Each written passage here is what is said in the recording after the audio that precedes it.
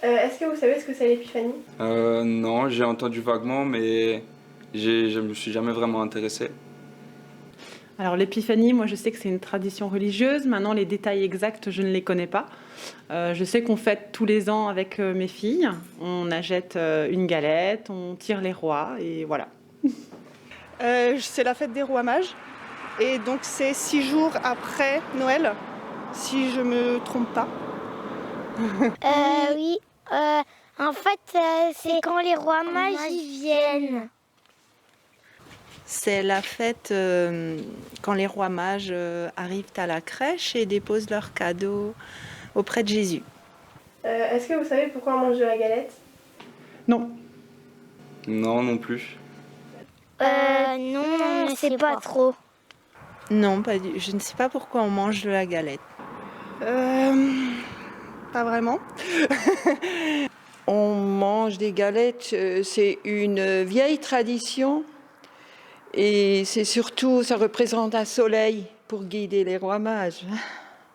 Elle vient des Romains et eux, ils fêtaient entre fin décembre et début janvier les Saturnales. Et alors à ce moment-là, on a choisi un esclave qui devenait roi pour la journée. Est-ce que vous connaissez le nom des rois mages? Alors il y a Balthazar.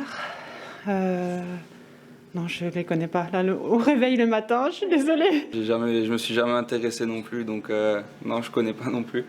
Melchior, Balthazar et Gaspard. Gaspard, Melchior et Balthazar. Oui, Melchior, Balthazar, Gaspard. Est-ce que vous savez les cadeaux qui étaient ramenés à la crèche? Il y avait la myrrhe, non? Oui. De l'or. Oui. Et le troisième? De l'encens. De l'encens. Non, non plus.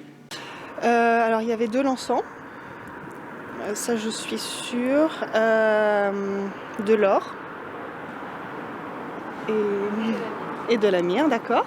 De l'encens, de la myrrhe et... Non. Je sais plus. De l'or.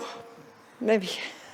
De la myrrhe, de l'or et de l'encens. Est-ce que vous fêtez l'épiphanie par gourmandise ou par tradition religieuse? Plutôt par gourmandise que tradition.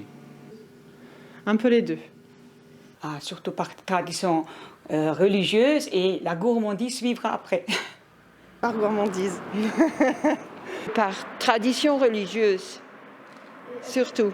Je fête l'épiphanie par tradition religieuse. Plutôt par gourmandise. Est-ce que l'épiphanie c'était différent quand vous étiez jeune? Non, c'était pareil. La galette, la couronne, la fève. Non, ça n'a pas changé. C'est toujours pareil.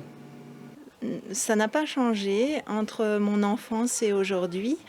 On va en premier mettre les rois mages dans la crèche. C'était plus traditionnel, oui. On se rassemblait plus en famille, alors que maintenant c'est plus quelque chose qu'on fait. On le fête, mais plus en individuel. Oui, la fête était beaucoup plus religieuse. On parlait moins de galettes, on parlait surtout des rois mages. Et c'était une grande fête à l'église qui rassemblait beaucoup de monde. C'était une belle fête après la venue du Christ dans la crèche.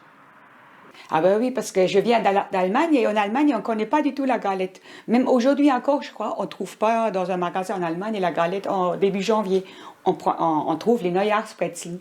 Et chez nous, quand j'étais jeune, il y avait les Sternsinger, les chanteurs à l'étoile qui venaient. Nous, on attendait ça autour de l'épiphanie. C'était les servantes messes du village qui se déguisaient en roi mage avec un porteur d'étoiles. Ils allaient de maison en maison pour apporter la bonne nouvelle de Noël et pour bénir les maisons. Et il y a quelques années, j'ai essayé de faire renaître cette tradition ici à Mussig. Alors avec nos enfants, au début les servantes d'hôtel, après les enfants qui étaient à l'Acieux et d'autres enfants du village, on a créé des petites équipes qui allaient de maison en maison pour apporter cette bonne nouvelle et pour faire l'inscription au-dessus de la porte.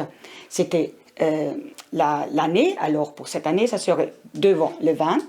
Après, une étoile, pour l'étoile qui guide les rois mages. Et après, les initiales des rois mages, c'est MB, Christus Mansionem Benedicat, ce qui veut dire que Christ bénit cette maison, avec les 3 croix de la Trinité entre. Et à la fin, alors, l'année 22. Les gens à l'époque, parce que c'est une tradition qu'on a déjà fait en Moyen-Âge, ils croyaient 3 lettres, 3 rois mages, c'est les noms des rois mages. Et du coup, on a donné les noms, le C pour Caspar, le M pour Melchior et le B pour Balthazar. Mais en fait de compte, c'est une inscription latine qui voulait dire que Dieu bénisse cette maison. Et à l'époque, c'était les prêtres qui faisaient ça. Ils allaient chez les gens avec une craie bénie et ils marquaient cette inscription au-dessus de la porte. Et si maintenant vous vous baladez à Mussig, vous voyez cette inscription au-dessus des portes de Mussig. Malheureusement, avec le chiffre 19, parce que depuis les 2 ans, on ne pouvait pas faire cette tradition. Mais on espère que l'année prochaine, les enfants puissent de nouveau sortir.